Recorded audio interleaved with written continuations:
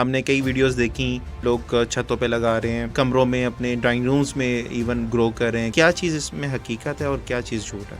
چھتوں پہ لگانے والا کانسیپٹ نہیں ہو سکتا.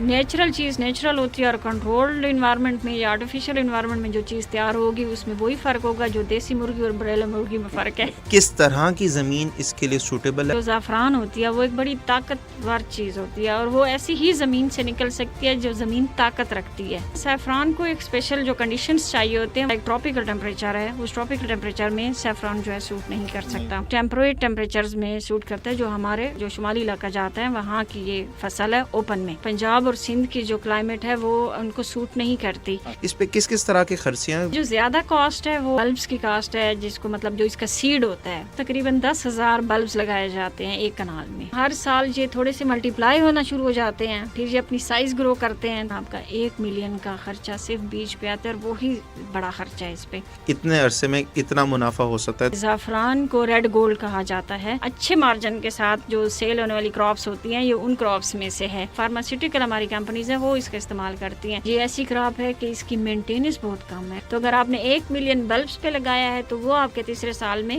3 ملین تک آپ کے بلبس ہو جاتے ہیں. زراعت ہے، اس میں صبر چاہیے.